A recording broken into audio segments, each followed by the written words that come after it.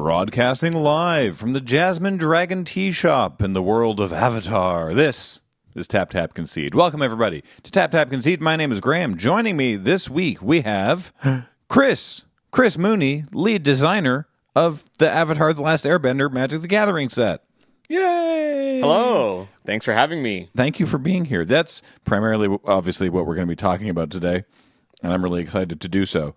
If I sound a little weird, I've just come from the dentist. But more importantly, before we start, I want to remind you all that this show is brought to you by Card Kingdom. Please check out cardkingdom.com/LRR for all of your magical card needs. Also, if you want to sleeve up in Dragon Shields, use the code LRRMTG5 to get yourself a 5% discount off anything you buy on the Dragon Shield store. And of course, and most importantly, everything we do here at Loading Ready Run is brought to you by you and your support of our Patreon or by becoming a member on this YouTube channel. We really, really appreciate it. Chris, I'm so happy to have you back. I'm so happy to talk to you about this because, we've said this before on some stuff that by the time people are seeing this, the PPR will have happened. So if you haven't watched the pre-release, this is post pre-release. This is post pre-release, but it's still pre-release. Right, it's pre-release for us. Yeah.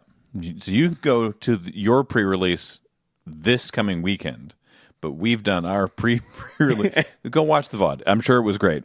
But at time of recording, we haven't done that yet. And it will have come up that, I don't have a lot of experience with Avatar The Last Airbender, but I presume that you do. Yes. For many years, even prior to working on this product, would tell people, my number one TV show of all time is Avatar. And I talk to people about it all the time. So much so that when we found out... So when we signed the deal to do Avatar Universes Beyond, the leadership in my department was kind of going around asking people, hey, what's your familiarity with Avatar? Would you like to lead? And multiple people said, you should have Chris lead the set, because Chris talks about it so much and is such a huge fan that they're really the right pick. So I'm very thankful to all of my coworkers who said that, because it was indeed a dream come true for me. So yeah, I'm a huge fan. So what does, just sort of to set a baseline for the viewers, what does leading a set entail? Before we get into talking about Avatar specifically, what is your role in this set? So for Magic sets, there are 3 stages of design. And, this is just talking about the design part. There's, of course, so many other teams that go into it. The art directors, the people who do the creative text, which is the names and the flavor text, packaging, marketing, there's so many departments. So I'm just talking about design here. We're one piece of the puzzle. Actually, as a brief anecdote, we sat down to start recording, and Chris looked at the pre-release kits, and you remarked, "Oh, I haven't actually seen these."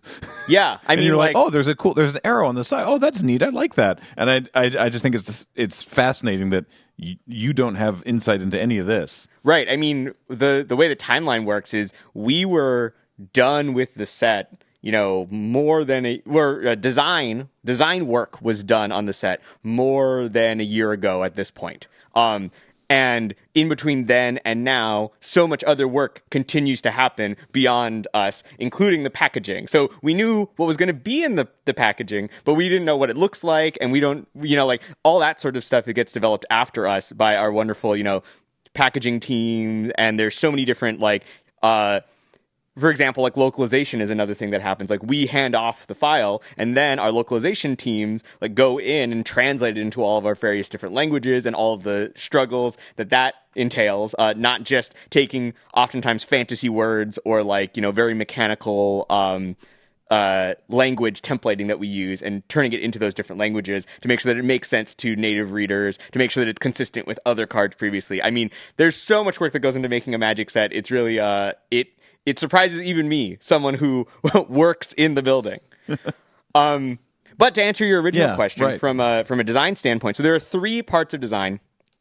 The first is exploratory design, and that is the part of the process where we're really just kind of feeling out what space is possible, trying out new mechanics with just throwing stuff at the wall and seeing what sticks. Vision design is when we kind of take all of those ideas and figure out, okay, what is actually going to work together? What is going to make a cohesive set? What does the set need? Like, what are the gaps that need to be filled? Stuff like that. And then set design, which is the longest one, that is the part of the process that is really about fully building out the set, making all of the cards, testing them, iterating on them, and it's much more of the like actual work of making the cards that you will finally see in the product. Play design, which is the final part of the process, is kind of also part of set design. But play design is a special team that we have of people who are experts in actually playing Magic, in evaluating card power level, and that is a part of the design where it's mostly about testing and refining, as opposed to set design, which is a lot about generating cards. So exploratory, vision, and set, with also play design, is part of set design. Now, normally, what you would have is exploratory and vision are led by one person. Sometimes they're different people, but it's usually one person who leads those two parts of the process. And then they hand off to the set lead, who leads the set design part of the process. And over time, people kind of develop skill sets that are oriented towards those parts of the process. For me, I'm mostly someone who works at the earlier parts of the process. So, for example, last time I was here at Loading Ready Run, it was for Wilds of Eldraine, which was a set that I led the vision design for. So that was kind of figuring out what the mechanics would be, and I handed off to the great Ian Duke to lead the set design, where he kind of finalized all of those cards. Okay. What's different about this set is that in a kind of unusual situation, I actually led all three parts of the avatar process. So I led the exploratory, the vision, and the set design. And that's not typically how it works. Is that more typical, perhaps, for UB product, when you have like a real champion in the building? It definitely can be, but I would say even for Universes Beyond, we often have a handoff point. Okay. So I was very lucky and privileged to be able to lead all three parts of this process.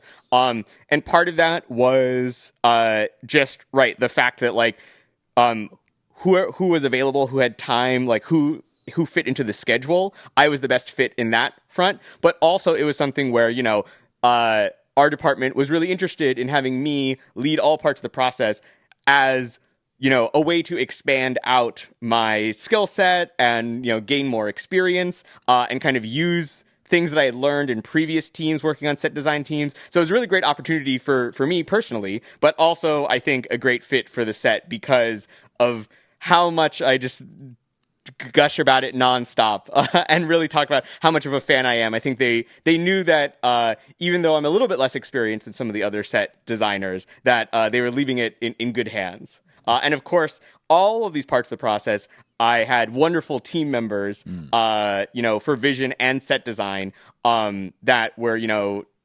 instrumental and invaluable, as any Magic team is. No Magic set. I mean, Magic sets have a lot of their set leads kind of DNA. Like, I always say that the set lead is really kind of like the director of the movie. Right. Like, they are making a lot of decisions that will impact the way that set comes out in its final form. But just like a movie, the director is not doing everything on their own. They probably aren't doing most things. It takes, it really takes a village of people all working together. And even on just the design team, I had, maybe 10 or 12 other designers that rotated on and off the set over the course of like a year and a half. That were all, such important pieces of making it all come together. So if I'm going to go with a weird analogy here, just because it's the only thing that I could think of offhand, but just to sort of get it into my head, if you have like your exploratory and vision design is that they would be like, all right, we want to make a set about dairy products. So you know what? Actually, let's make a set about cheese. Let's do a set just about cheese. We got all these different varieties of cheese. We'll have a mechanic about slicing. We'll have a mechanic about how cheese can go moldy. This is how we think that going moldy mechanic could work. We'll have a mechanic about shredding the cheese as well. Yeah, there we go. Okay, we've sort of mapped this out. We think it's going to involve cheese. We've got these mechanics. This is how we think that they'll work. Here you go. And then they hand it off to set design, and set design goes, okay, we've been handed this. They say we want to do it. They want these things to work. Now we have to do that. and things can change in that process, because I know that I've heard Mark Rosewater talk before about, like, I'm so happy that this mechanic that we made got through set design untouched. Yeah. So obviously set design gets to make a lot of changes there, but they sort of receive that in the handoff as like, okay, this is what we have to try and make work. But they still have a lot of their own ability to add to it and change it from that point on. Yeah, and I would say that that honestly, that handoff part is one of the things that creates the biggest differences, I would say, between some of the set leads. Like, some set leads get the vision file and they're like, cool, this is an example of what we could make. Let's start over and use that as an example to say, like, okay, here's one shape. Let's take parts we like, add other stuff we think works better than maybe things that were there, and build something entirely new using that as kind of the inspiration, the foundation, the blueprint. Other set leads are like, this is the set, and I will just make changes to this over the course of a year to improve it in ways that I think are meaningful. I'm going to make this vision come true as much as I can, or this is a great starting point to think about stuff. Right. And cool. So that not only differs from set lead to set lead, but it also differs just from set to set. Like, some vision handoffs are very fully formed. It's like, here are draft archetypes, here are important characters, here are like really important parts of the world building that has to be shown off. Others of them are like, here's a bunch of cool stuff. We know not all of it is going to make it into the final. Set design, figure out which of these things are the most fun, and then you can get rid of the rest, right? And so it is definitely a process that changes a lot based on the people working on the teams, based on the needs of the set. In general, I think that your description makes sense, and the one thing I would add on is that there is a step right before exploratory even, where what is called our arc planning team, they plan out like kind of the story arcs, but also the arcs of the magic worlds that we're going to visit, and how the Universes Beyond sets fit into the schedule and stuff like that. And so they are the ones who decide, okay, we need, or they might say something like, we need a dairy themed set. We're doing a multi-year arc based on the now vastly outmoded food pyramid. Right. And we need a dairy Right. segment. So they're like, this is dairy, and then we're going to do, meats next, and then bread, right? And so the exploratory and vision team, exploratory might try out all sorts of different dairy themes, and then they're like, we think cheese is the most promising. So vision comes in and it's like, okay, what are all the mechanics that have to do with cheese? And then that's kind of what gets handed off. But that initial starting point, like, for example, Wilds of Eldraine, another set that I worked a lot on. The prompt was, we're going back to Eldraine, figure out what that means, right? And it was the exploratory and vision teams that were the ones that figured out, okay, we want to have more of a focus on the wilds. We want to have more of a storybook element to it. Let's come up with mechanics that feel like they are appropriate for, that are more fairy tale, heavily leaning into fairy tales, that are heavily leaning into like storytelling, like with the roles mechanic.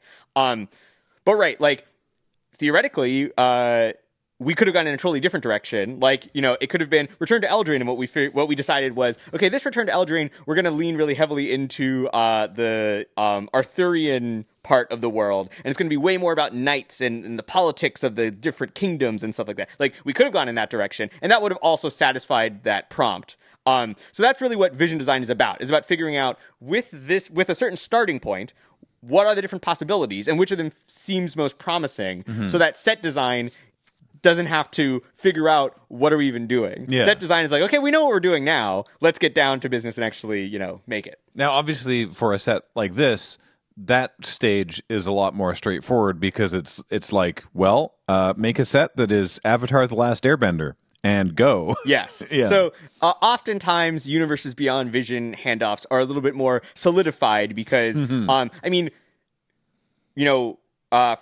Magic, for sets that are set in the Magic universe or the Magic multiverse, they can vary wildly. I'm just thinking about different teams that I've worked on, and obviously you've got stuff like Return Tos, like Eldraine, or I also worked on Tarkir Dragonstorm. These are places where we kind of know what we're doing because we've been there before, we obviously are going to change a lot, but the core elements are there, and we know what we're working with. For other sets, especially if we're working on some new planes, one of which I'm working on right now, which I can't talk about, while the vision team is going, the world building team is also simultaneously making the world for the very first time. And there's a lot of talk back and forth between those two teams of like, hey, we think this would be cool. Okay, well, let's try to incorporate that into the mechanics. Oh, hey, we came up with this really cool mechanic that we think is promising.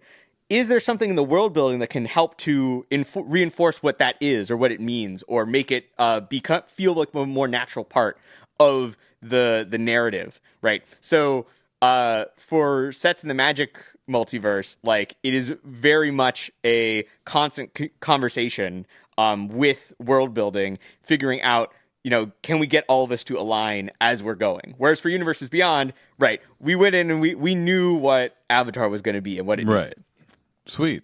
And so I assume then that when you're doing your sort of exploratory and vision design, you were like, well, we've got 4 different kinds of bending. We got to figure out how to represent those on cards. Yes, definitely. That was where we started. I have a couple of articles that are going to come out on our website going a little bit more into detail about the process of making those. But in a broad picture, it was certainly, what is the core of the show? Like, what is the thing that really sets it apart as a world, and the unique element to it? I mean, obviously, as a huge fan, I would say that, like, at the core of the show, to me, narratively, is, the journey of these characters and the growth and the way that they handle their, kind of like being young adults in like a war-torn world. There's a lot of like rich narrative stuff, but that's also things that are shared by a lot of great shows, many of which I also enjoy. So the bending is really the thing that is very unique, and we knew that it needed to be the mechanical hook. Right. It was one thing where, and I do talk about this a little bit in my article, but from the very start, we've got 4 bendings. They're all called blank bending. So they feel like, connected to each other. And we did start out in a space of, okay, I mean, they sound like each other. They clearly are connected in the world and the universe. Is there sort of one bending mechanic that could kind of be used by all 4, that sort of be the unifying mechanic that kind of everyone uses? And that felt really appealing and had a lot of cool advantages. But it just felt extremely wrong. Like, as soon as we were playing it, it was like, so all the decks are kind of the same, huh? Like, and for being true to the show, like, so much of what makes the powers cool is how, like, both in literally, like, what they're doing and also in the philosophy behind them, they're also different from each other. It felt like we really needed to have 4 different mechanics to enable to, like, truly capture kind of, what would be resonant to Avatar fans. Right. Which, if you had to pick one, which one of the 4 sort of the 4 elemental mechanics do you personally enjoy the most? Which one do I personally enjoy the most? I think that firebending was the most fun to make cards for. I was going to ask about firebending specifically because, to my mind, if I, who doesn't design Magic cards and am a little baby, was like, okay, firebending, so I don't know, I just fling in direct damage. Yeah. Right? I attack and I deal 2 to your face because I'm bending fire and I'm throwing fire at you. Obviously, right? It's firebending. I just throw damage around. But that's not what you did. Yeah. Because I assume that what I just described would also be too good, I'm guessing. But also what you have designed is much more interesting. Well, we started exactly where you started. I thought you might. And that's something that I think a lot of times people are surprised to hear, or maybe delighted in some cases to hear, when they're like, oh, I thought this would do this thing. And I was like, well, that's what it did at first. And they're like, oh, so you did kind of like.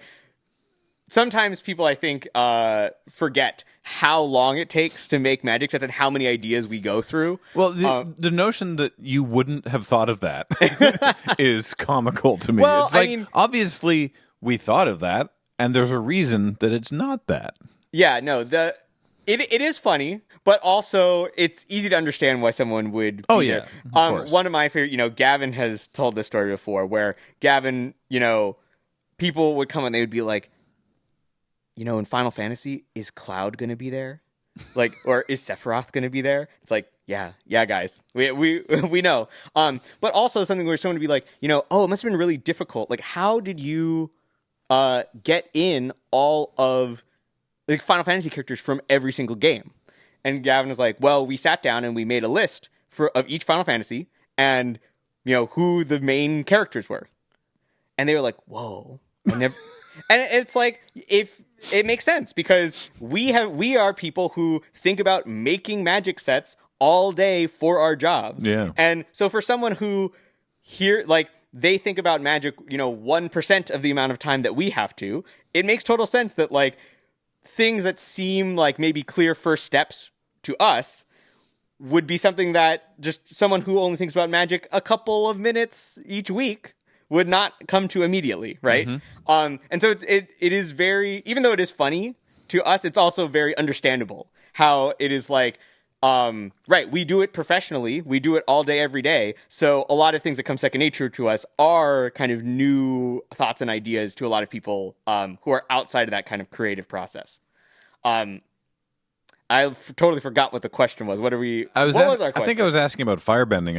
Firebending. Yeah. Yes. No, about the damage thing. Yeah. Okay. Yeah. So when we started working on firebending, we were like, well, fire is one of the most consistent, flavorful things in Magic. Like, if something is...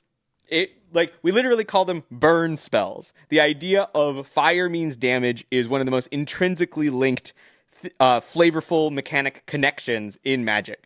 So it was so obvious as a starting point, and we just really could not get anything in that space to feel appropriate.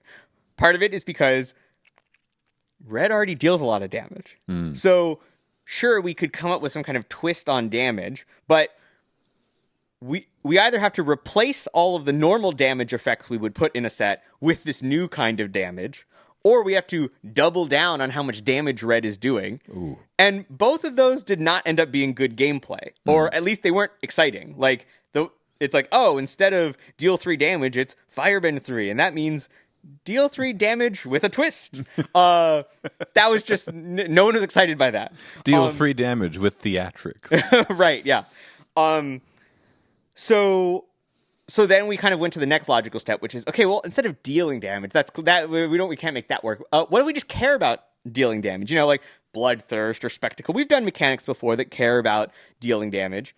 And one of the big lessons that we took away from that was, for Avatar specifically, the bendings don't feel like they care about other things. They feel like there's something you should do, like something that's active in the game. You are all 4 of them are verbs in a sense. I mean, not literally, but it's like, waterbending is a cost that you pay. You are actively paying the waterbending cost to get an output. Earthbending and airbending are actions that you actually take. You earthbend a land, you airbend, a permanent. And firebending is something that goes on creatures, but it's when they attack, a thing happens. You get something. And that sort of idea of we are generating an effect in the world is what felt so much more resonant for the bending elements, because a firebender isn't someone who sits around and waits for fire to happen and then likes it. They're someone who creates and uses fire as a tool. Right. And so that process of exploring that, I mean, we were exploring all 4 of them at the same time, but I think that us figuring out that it didn't feel right to care about other things, it had to be something that the cards did themselves, that was a big moment for us in determining the direction that we would go in for the mechanics.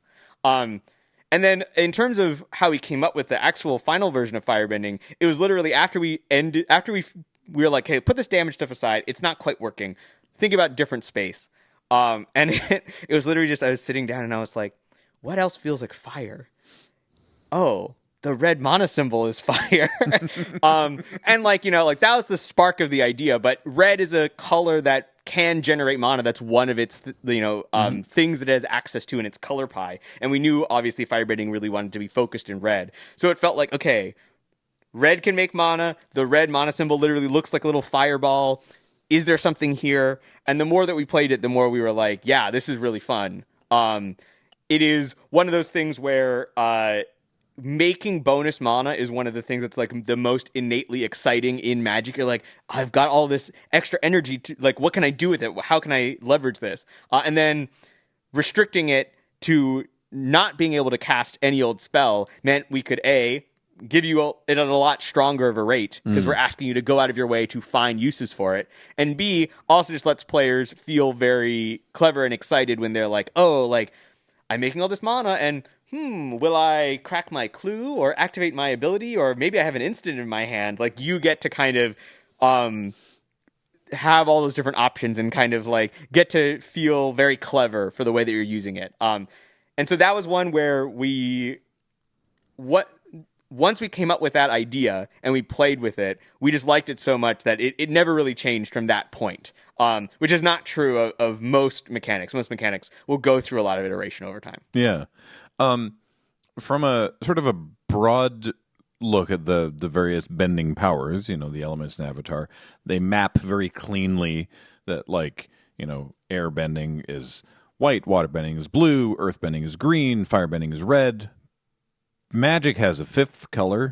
Yes. How did you approach that challenge? Well, so this is actually part of my second article that will be. So if you want to read more about this, you can. But and you should. Yeah. This is the preview. It is. Yeah. No, it's true. It's a great question, and it's a question that everybody asks, and they're correct to ask it, because it is also the question that we asked ourselves. I was going to say, this must have been one of the earliest, like, Absolutely. Okay, well, obviously these four are obvious. Oh no. Well, so here's the thing. So I had a little bit of a different view of this, which is that a lot of people are like, 4 elements, 4 colors, you got a fifth one out. That's the problem. To me, it was really a 3 and 2 problem, because, as I'm sure even casual viewers would know, there's not very many airbenders left in Avatar: The Last Airbender. Because he's the last airbender. So we only, like, literally, there are 2 characters that airbend in the show. And one of them is Appa, and the other one is Aang. Right. And Aang is the Avatar, so he's also got to do all the other bendings. So right off the bat, I was like, this isn't a problem with just black. I think it's actually a problem with white as well, because we can't, like, build a set around a mechanic that only shows up on 2 creature cards. Because you can't, for the lore and flavor reasons, you can't have other characters. You can't have creatures that just Right. we'll give this creature airbending because Right. we need it for, like, the draft environment or something. It's like, no, that you can't do that because Yes. he's the last last airbender. That is one of the design challenges that you kind of get put into when you're working on Universes Beyond, is figuring out how do we stay like, if we were just making a Magic set, we could say, oh, well, like, there's actually a lot of airbenders.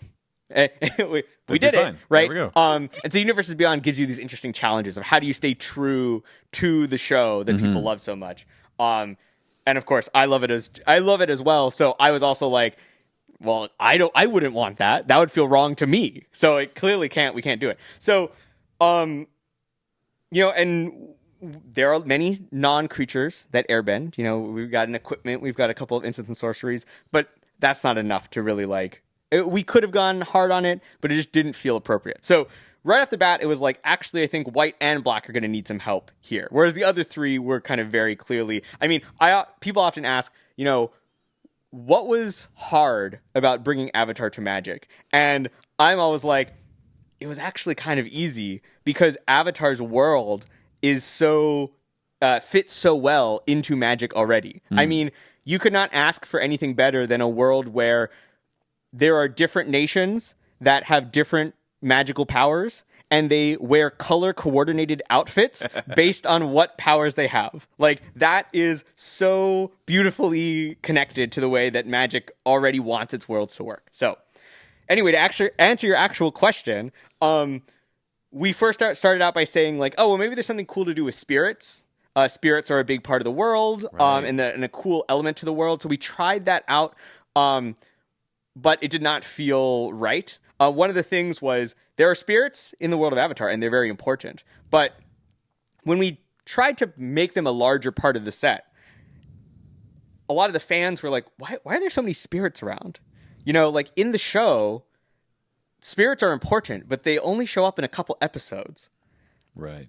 So even though there being spirits was true to the world building, it wasn't true to the like actual experience that the viewers at home had. They're like, no, spirits are cool, but they only show up occasionally. If every game has tons of spirits flying around, that just doesn't feel correct for the way that the show feels.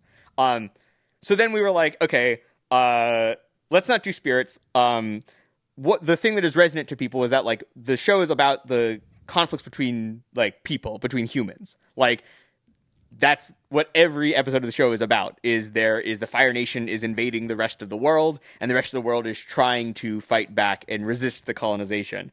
And so that just kind of led us to, you know, whenever we can, we want to find creative, interesting, different ways of using the magic colors.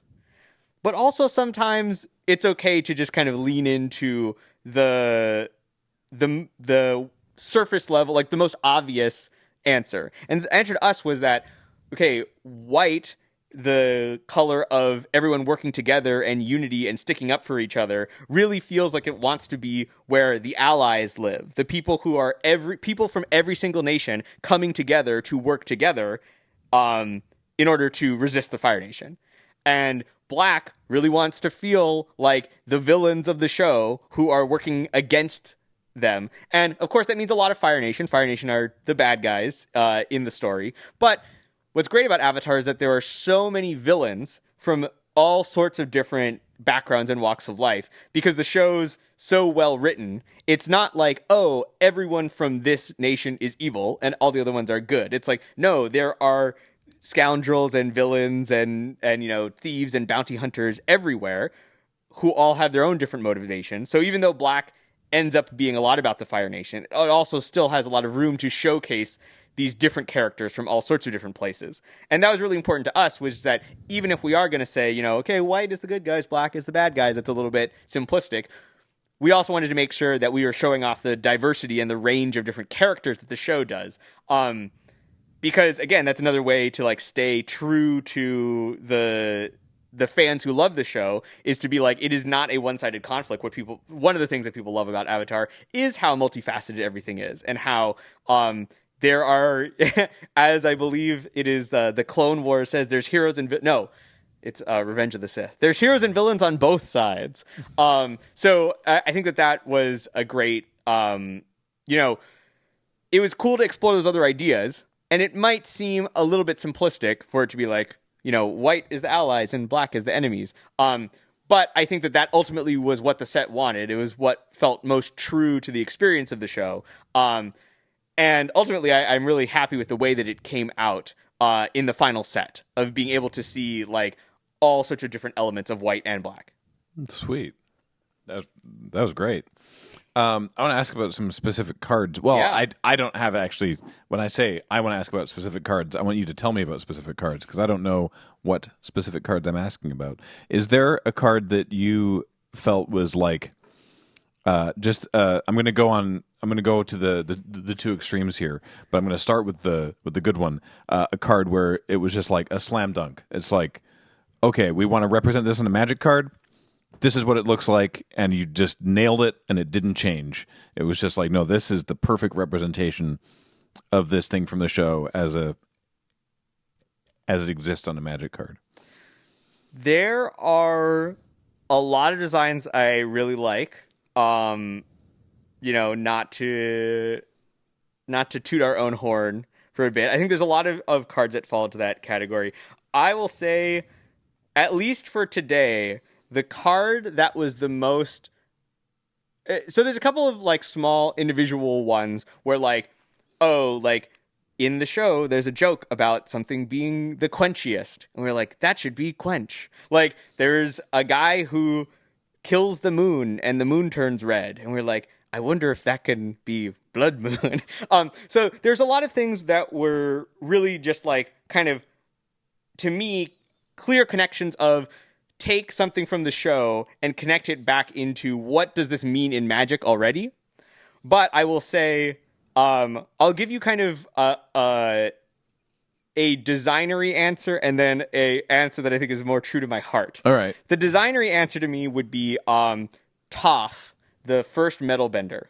So this is the 3-color Toph that turns your artifacts into lands. And this was a card where I forget how exactly we came up with this line of text. But when I non-token artifacts you control are lands in addition to their other types, but they don't gain the ability to tap for mana. They just are type land. Okay. Yes. That is odd. It is very odd. When we came up with this line of text, I forget who exactly it was. It might have been us as a team. We came up with this line of text, and I immediately was like, this is awesome, and this has to be what this card does. And I mean, assuming it's fun, which it turned out it was really fun, I fought really hard. I was like, I know it's weird. It has to do this effect. And I guess I should say it wasn't important to me that it did precisely this. What was important to me is that, so for anyone who maybe isn't a huge fan of Avatar, please fill me in. Yeah. So there's 4 elements. Yeah. Water, earth, fire, and air. But they have sort of variations within them. The power sets kind of expand a little bit beyond, and generally really powerful benders can kind of do slightly different things. So for example, like firebenders also have access to lightning. And that's something that's like an advanced technique. Like, you've got to be really good at firebending to be able to create lightning instead of fire. And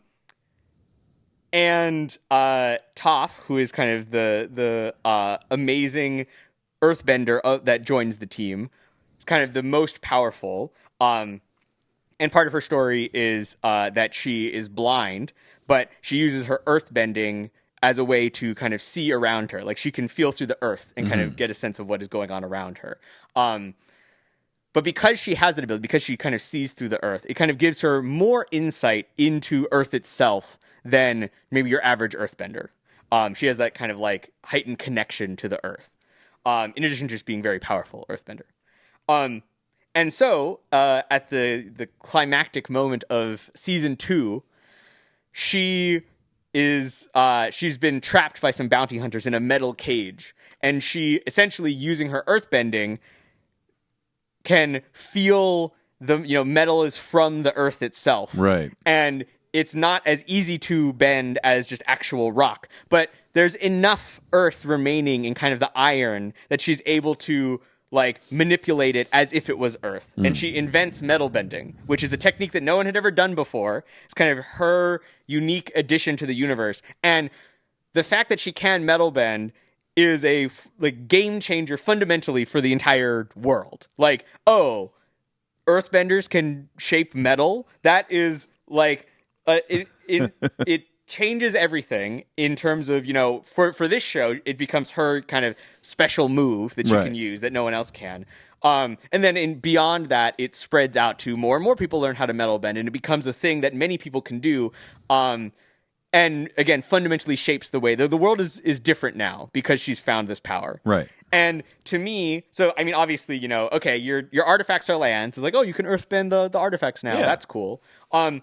But more importantly, that's a fundamentally new thing that Magic hasn't done. Right. Like, when you read the text, you're kind of like, huh? Like, that's weird. What does that mean? What can I do with that? Like, what new possibilities have been opened up now by the fact that my artifacts are lands? In the same way that in the show, I imagine the Earthbenders didn't know they could metal bend because they just never thought to. Right. Yeah, I mean, this is like, wait, artifacts can just be lands? I've never thought to do that. Right. What can I do with this? I mean, it's a very difficult technique to unlock, but over time, more and more people unlock it, and they discover the secrets of metal bending, right? And so, Origins of Metal Bending is actually a good card to show, which has the art of her, first doing metal bending. Right, yeah. So So here we see this is her like in the metal box where she can like feel out the earth within the metal. Anyway, all that is to say, this was a card where, to me, Toph as a character is so much about kind of like breaking away from rules and restrictions and redefining the world in her own, to suit her own image and needs. And I think that having a card where when you read it, you're like, that's weird. I don't know what it does. I have to start thinking about all the new possibilities that are unlocked, all of the weird interactions that are unintuitive at first, but very powerful. That really felt super resonant to me for Toph in this moment in the story. Mm-hmm. And so that's, I think, a kind of an example of something where a lot of times Magic cards go beyond or what we would like to do when we're firing on all cylinders. And not every card can be like this, but the best ones can, where it goes beyond just, does the text literally describe what the character does? And it goes to, does this card give you the same emotional response that that character would in the show or would be feeling? Like another example of this would be Firelord Azula. And Firelord Azula has an ability where as long as she's attacking, she copies spells that you cast. Right. And some people have asked, like, hey, Azula doesn't do that. Like, Azula doesn't copy spells or copy anything. Like, why does this card do that? And like there's reasons of like, there's a little bit of copying flavor that could be seen, but the reality is that this card isn't necessarily trying to literally capture something she did in the show where she was like, I made 2 of a thing. It's capturing that feeling of this is kind of her in her final boss mode. Right. And like she is extremely dangerous and extremely unpredictable in this moment. And the idea of staring down Azula and being like, if she attacks me, things will go really bad and I don't know how. All I know is that I'm afraid of what is going to happen. I'm terrified of the possibility of what she could do because of all the different things that it could mean if she attacks me, is an example of where it's like, she might not literally copy spells in the show, but that feels very resonant for what it is like to face down Azula in that moment. And similarly, to be Azula in that moment, to be like, when I attack, my master plan will come into action. I'll be twice as powerful as I otherwise would be. I'm right on the cusp of doing something great.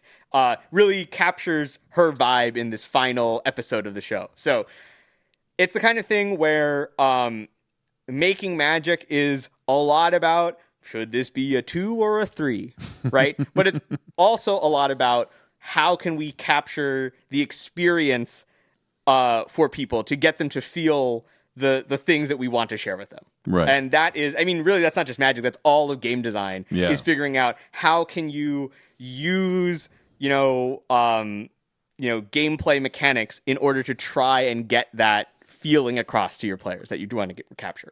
So then the other side of the coin of my question then was there a card that you found particularly challenging from a perspective of, this is something we have to represent on a card. This is something important from the show that needs to be a card.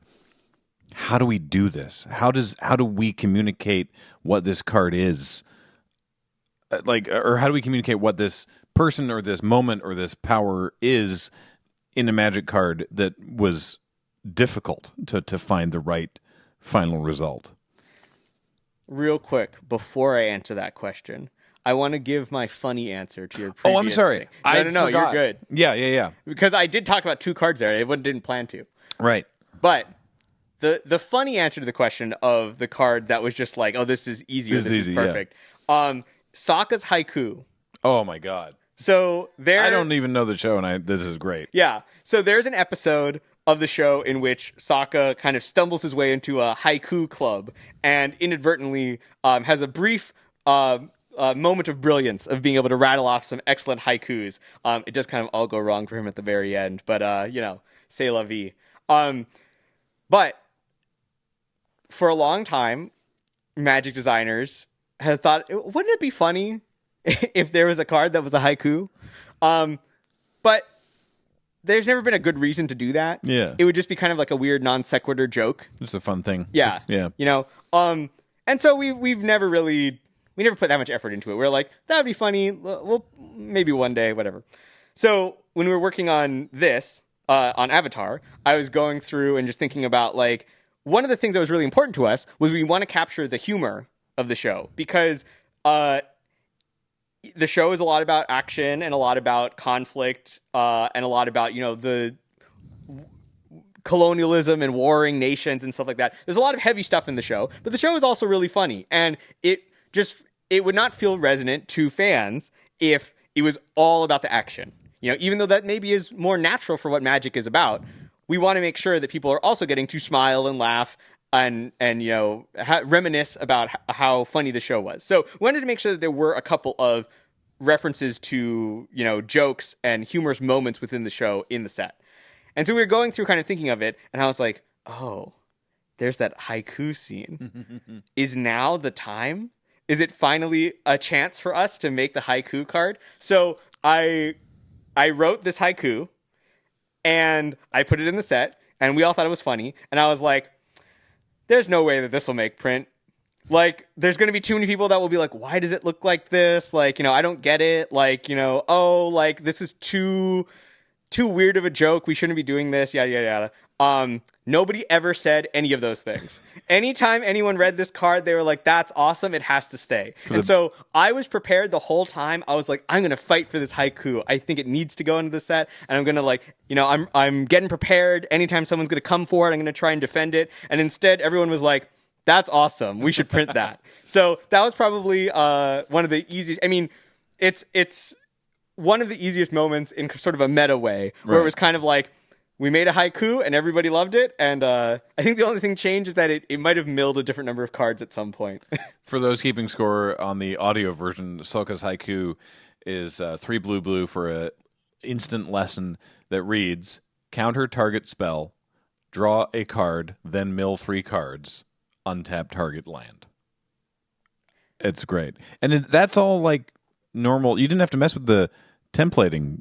No, that was either. I mean, that was important to me. I think if we were stretching the template too much, then it would not feel authentic. It would be like, oh, haha, like, you can make a haiku if you write it wrong. And, you know, like, it's like, for example, like, maybe if this wasn't a haiku, maybe you wouldn't target a land. Maybe you would just untap a land or something. So there could be slight variations or whatnot. But no, this is, like, normal magic text that created this, and that's what made it fun, right? Like, I think that it was important that it felt authentic to actual magic text, or else, you know, it's not really a joke at that point. It's just like, haha, we did it. That's great. So this yes, and thanks for reminding me that this is a podcast and not just a video.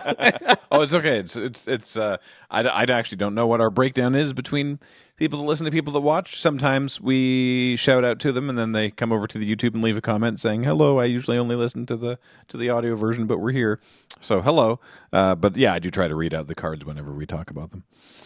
But now, to go back to your other question, or I don't know if we want to, like, repeat that question in case maybe. Yeah, just it was a card that was that there was something from the show that you knew it was important that you had to represent on a card, but was not like the haiku. You were like, oh, we want to do a haiku, we'll write a haiku on the card.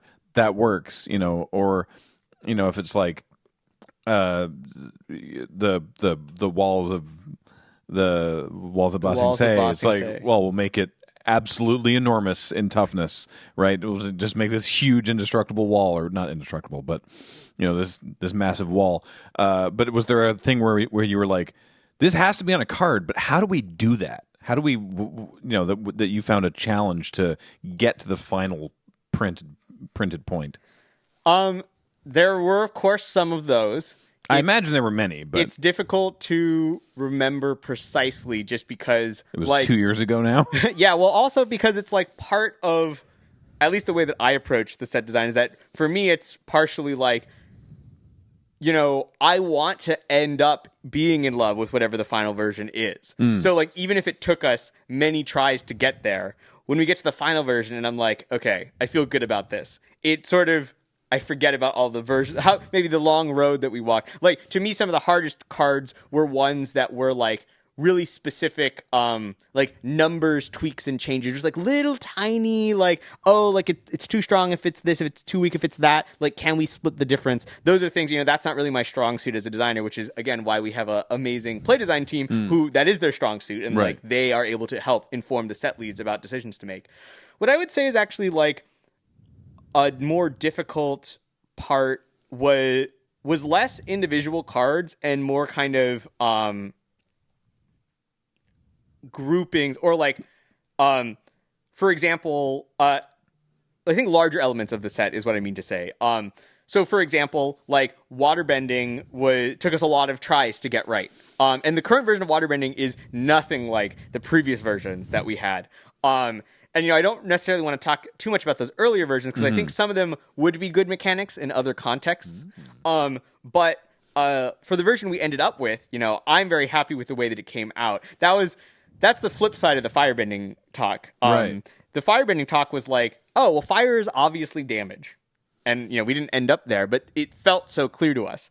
With water, it was the opposite. We sat down in a room and we said, what does water mean in Magic the Gathering? And we wrote down every possible thing we could think of. And what we learned from that is that, A, there is nothing. Water represents so many different effects. It's like bouncing and grip tide and shrinking and tapping and stunning, but sometimes also drawing cards. And it's like almost every blue effect under the sun has been water in some way at some point. And secondly was that water, a lot of the effects that were water were all like negative effects that affected your opponent's creatures. And similar to the red damage, that was not fun. And please trust me on this, we did actually try. Like, we did have versions of waterbending that were like, it taps your opponent's creatures or it bounces them, and it was not very fun. And so ultimately what we did is we embraced the fact that water represented a lot of different things. And that's how we got to waterbending as it is now, where you can pay your waterbending costs in many different ways. So it has that kind of like flexible, we always felt like the tapping and untapping of your permanents was very like waterbending coded, the feeling of like flow back and forth and the tides coming in and out. So you can pay your waterbending costs in different ways, and then each card does different effects with the waterbending. Because waterbending in the show itself has many different uses. It's like, it can be ice, it can be steam, it can heal, you can draw water out of plants or control plants. You can sometimes control people. Like, so there were so many different ways to use waterbending in the show. It sort of felt like, well, let's just embrace that and actually make waterbending about a variety of different effects. When the first waterbending card was spoiled, I was like, oh, okay, sure, I understand what this does. And then the second waterbending card, I was like, wait, hold on. Now I'm completely lost, and now I realize it's like, oh no, now it all makes sense. Waterbending is a cost.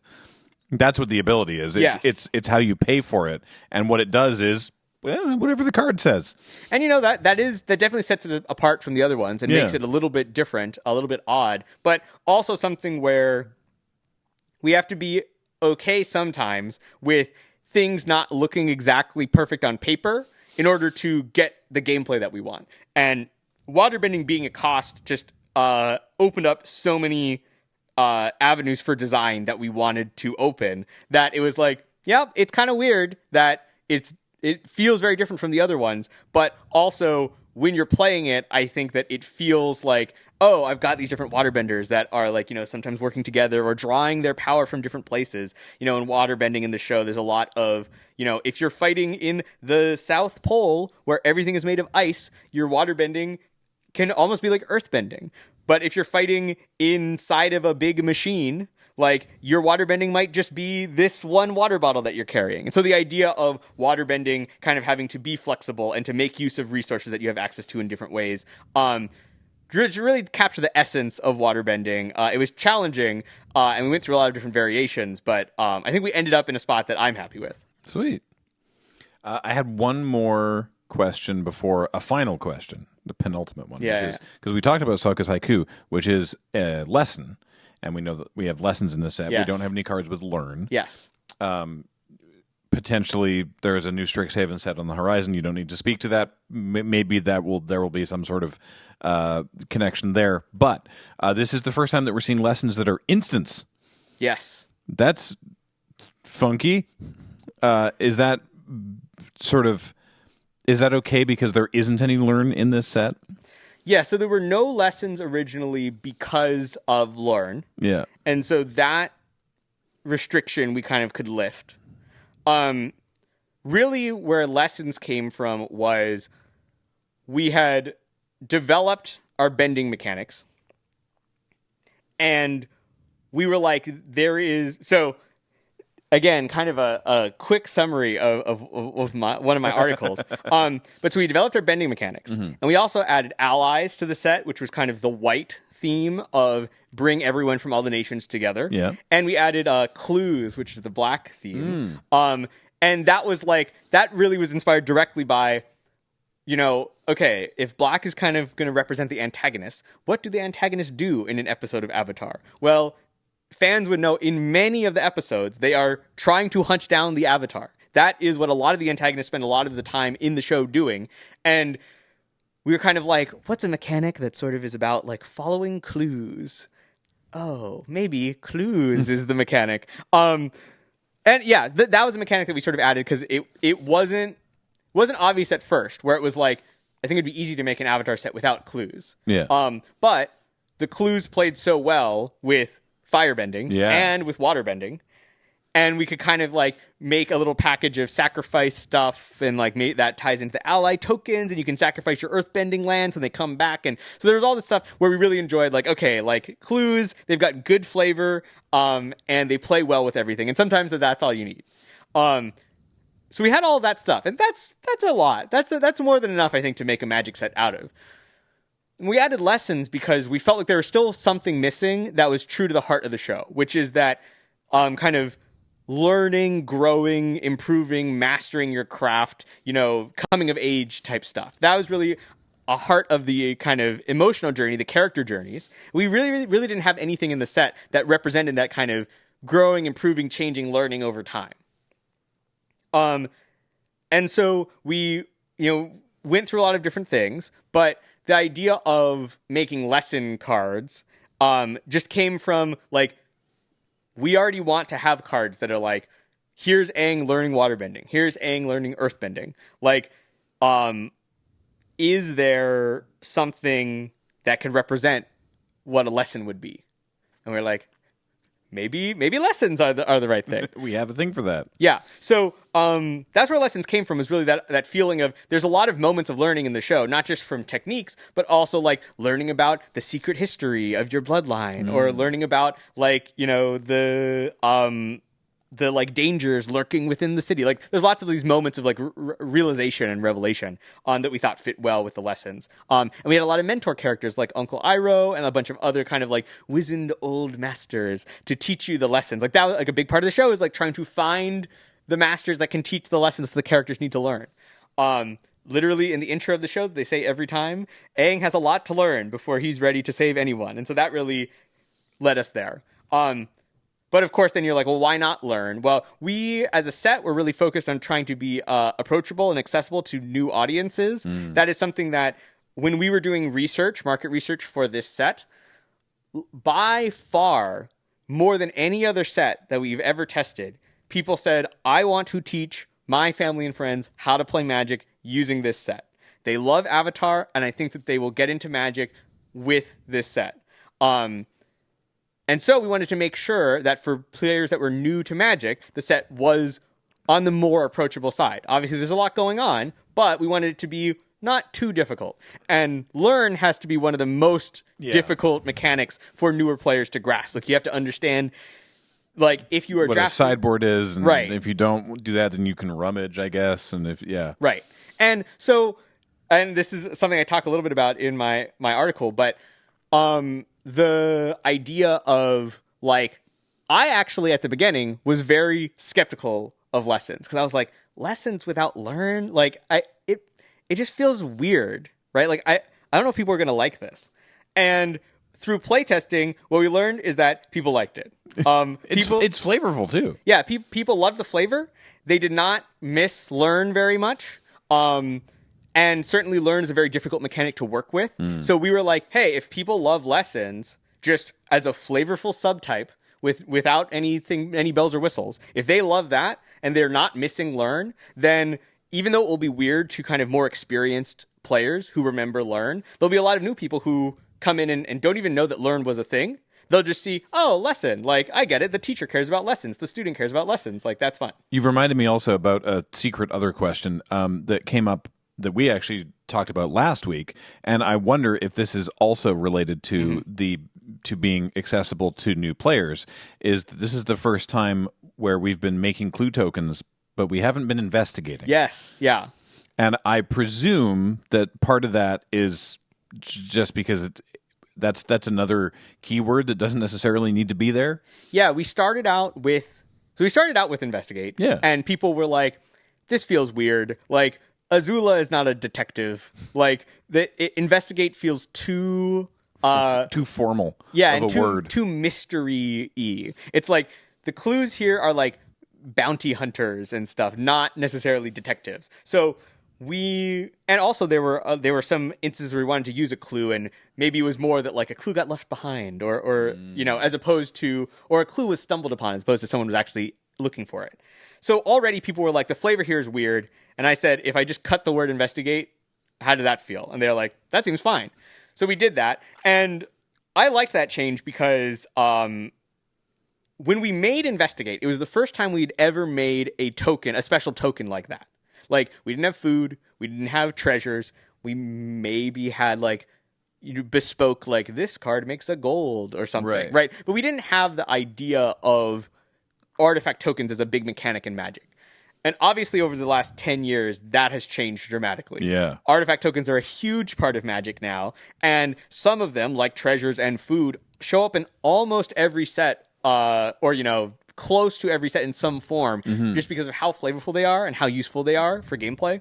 So I was like, it's really weird to live in a world where you make a treasure, a food, a blood, a power stone, a lander, but you investigate in order to make a clue. It just kind of felt odd. So in addition to the flavor not being the perfect fit for Avatar, I also kind of wanted to just line it up more with with the other hundreds of other kinds of tokens that we make, and simplify it a little bit. We had a comment also, a couple comments in the video last week where we pointed that out because we were discovering it live while we were recording the podcast, that investigate also predates current token rules templating. So the word investigate was also replacing put a clue token onto the battlefield under your control, rather than create a clue token, which is so it was already replacing more words. Yes. And now it would, if you had the reminder text for new players, it'd be investigate, which means create a clue token, and then explaining what a clue token is. Yes. And we could just make a clue token and then explain what a clue token is, and that's just fewer words. Yes. I mean, there are some instances even where newer players were confused by the word investigate because they were like, oh, so this card creates a food. And this card says investigate, so it must be different in some way. Right. I just have to figure out how. And in reality, it's like, nope, it's not different. It's the same. We should just tell you that it's the same. So I think that's the kind of thing where we're not removing investigate from old cards. I think that moving forward, individual cards, maybe people in the future will want to still use investigate for their detectives or whatnot. But I think we're no longer like kind of beholden to we have to use investigate. That makes sense. We can just make a clue. Yeah. I just want to see junk tokens and more stuff. Yeah, junk tokens are cool. Junk tokens are great. I worked on that Fallout product. I'm a huge Fallout fan. Oh, sweet. And yeah, junk tokens are really fun. Finding the right spot for them to come back would be cool, I think. I mean, I'll say that there have been a lot of things, for example, like the radiation counters that people have really loved. Love rad counters. And counters. so we hear that and we keep it in mind. We're not going to forcibly find ways to put it into things where it doesn't fit, but we make a lot of sets, and oftentimes we're like, hey, are there any old mechanics that we haven't brought back yet or that people want to see come back? Is this a good spot for them? So I'm surprised there was nothing with Spider-Man, even just one card. Having like, Yeah. you get rad counters, radioactive Spider-Man. But Yeah, no. radioact or like rad counters is something where the cards, like explaining how the mechanic works, I think really wants it to be a big part of a set. Yeah. In order to make sure that It's a weird one. yeah, But I it's love definitely weird, but it is a lot of fun. I love radiation counters Yeah. for sure. All right. Last thing I was going to ask was literally just like, what's a card you want to talk about? Ooh, what's a card I want to talk about? Just anything from the set that you're like, this was fun. I mean, I know we've already hit on a few cards specifically that speak to you personally, but I think that the Aang cards, in particular Aang number 4, Avatar Aang, is a fun one to talk about. After he's assembled all his mana pips / Yes. bending abilities. Yes. So a lot of characters, we've got 3 versions because there's 3 seasons of the show. Obviously not every character shows up in all 3 seasons, but it's a kind of nice, storytelling device of you get to see early, middle, and late stages of their story. But of course I knew right from the get-go, Aang has to have 4 versions. Like, it's such a strong storytelling moment of seeing each Aang gain a new color and gain a new bending ability. The first one air bends, the second one water bends, and also air bends. The third one earth bends, and the fourth one fire bends. They all gain one color up. It felt so natural. It felt like right from the get-go, I just knew like that's how I wanted to do it. But this card really went through a lot. This was probably one of the hardest cards to make, probably one of the cards that we spent the most time making, because we knew it had to be the sort of culmination of the journey of Aang.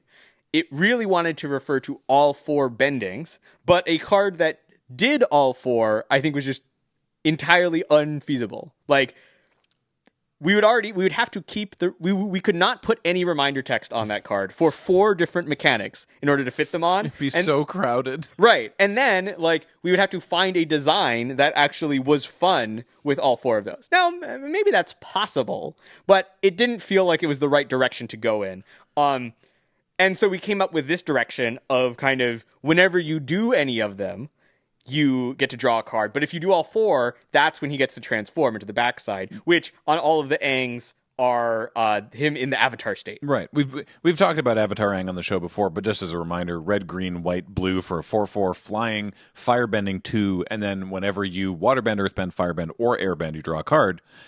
Then after you draw the card, if you've done all 4 of those things this turn, you transform Avatar Aang into, the massive, the Aang, Avatar Master mode. of Elements. Yeah. He's a 6/6 with flying. Spells you cast cost Wooburg less to cast, and that can reduce both the colored and generic parts of the casting cost. So most of your cards are going to cost a large amount of mana less. And also at the beginning of each upkeep, you may flip him back. If you do, you gain 4 life, draw 4 cards, put 4 +1/+1 counters on him, and he deals 4 damage to each opponent. Obviously, 4 being the theme here of the Right. card in general. But this card was one where, when we came up with the idea of, what would be a fun way of getting all 4 elements on there? Just say, whenever you do any of them, you get a bonus. That was really where we started of, that's a cool line of text. And it's a very fun deck building, especially for Commander, in terms of, just like Aang, and this kind of goes back to that idea of trying to capture the emotional feeling of characters. Just like Aang, if you're going to build a deck around this card, you have to go on a journey to find people from all of the different nations that do the different bending arts to put in your deck so that you can flip them over. Yeah. And again, that was such a fun, like, it feels like it's so resonant to the show. You yourself must, go on the journey of putting together a team using all of the You've elements. got to get the team together. Yeah. I love that. And then also, like, this is a card where, we have teams, we have a digital team, a rules team, and an editing team who are all kind of holders of, hey, you're doing something weird and different on a card. Does it actually need to be weird and different? Or could we just use words that we already have? And that's a great type of person. Like, it's super important that we have those people because they make sure that the game does not just balloon out of control in complexity. It's one of the reasons where, why templating is maybe very verbose, but very consistent among Magic cards, because we have teams that are dedicated to making sure that things line up appropriately and that your cards work the same, as they do on Arena to Mitgo to Paper. Not to cast shade on other card games, but I saw some examples recently of cards, and I don't even remember. I think it was Vice Schwartz or something. It was another card game that used some moments from the Avatar bonus sheet here. They used the same moments, and people were like, "Oh, look, it's the same art on this Magic card and on this other card." And I really like Magic cards. They're just a block of massive paragraph of tiny text and so many different abilities and words, and it's like we make fun of stuff like Questing Beast, for example, right? But man, other card games have it so much worse.